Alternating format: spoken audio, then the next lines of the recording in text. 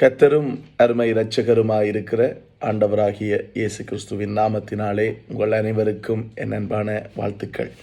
மீண்டுமாக இந்த காலை பொழுதிலே ஒரு ஒளிப்பதிவின் வாயிலாக உங்களை சந்திப்பதையிட்டு நான் மிகுந்த மகிழ்ச்சி அடைகிறேன். இன்றைய நாளிலும் கூட பரிசுத்த வேதாகமத்திலே இருந்து கர்த்தருடைய வார்த்தையை நாங்கள் தியானித்து பார்த்து கற்றுக்கொள்ள இருக்கின்றோம். எங்களுடைய வாழ்க்கைகளை நாங்கள் நிதானித்து சோதித்து அறிந்து கொள்ள இருக்கின்றோம். இன்றைய நாளிலே தியானத்திற்காக நான் தெரிந்து கொண்ட வேத பகுதி யோவான் எழுதின சுவிசேஷம் 14வது அதிகாரம் 23வது வசனமாகும். இந்த வசனத்திலே ஆண்டவராய் இயேசு கிறிஸ்து ஒரு காரியத்தை சொல்லுகிறார். அந்த காரியம், அந்த விடயம் நம்முடைய வாழ்க்கையிலே இருக்கிறதா என்பதை நாம் ஆராய்ந்து பார்த்து நம்மை நாம் சோதித்து பார்ப்போம்.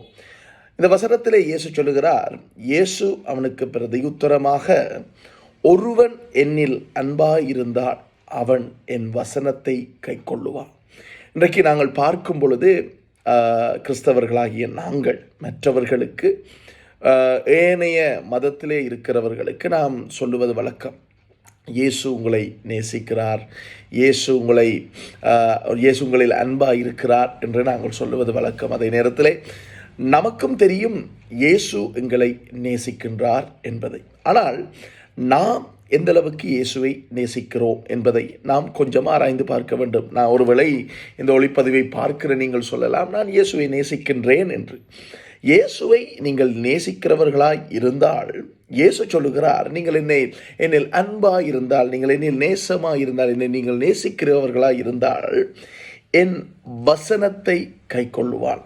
வசனத்தை வாசிப்பான் என்று சொல்லவில்லை, வசனத்தை அறிக்கை செய்வான் என்று சொல்லவில்லை, வசனத்தை பாடமாக்குவான் என்று சொல்லவில்லை, அதை கை கொள்ளுவான். கை கொள்ளுதல் என்பது அந்த வசனத்தின்படி நம்முடைய வாழ்க்கையை நாம் வாழ்வது, நம்முடைய வாழ்க்கையை அந்த வார்த்தையின்படி, அந்த வசனத்தின்படி பிரித்து கொள்வதாகும். ஆகையினாலே இந்த அருமையான இந்த நாளிலும், இந்த புதிய நாளிலும் காலைதோறும் கர்த்தருடைய கிருபைகள் புதிது.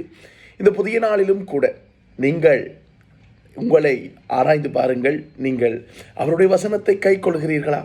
அவருடைய வசனத்தின்படி உங்களுடைய வாழ்க்கைகளை நீங்கள் நாள்தோறும் நடத்துகிறீர்களா என்பதை ஆராய்ந்து பாருங்கள். அப்படி இல்லை என்றால் இது ஒரு சந்தர்ப்பம் உங்களுக்கு வழங்கப்பட்டிருக்கிறது. உங்களை நீங்கள் திருத்திக் கொள்ளும் பொழுது, நீங்கள் மனம் திரும்பும் பொழுது ஆண்டவர் உங்களை மன்னிப்பதற்கு தயை பெருத்திருக்கிறார். God bless you.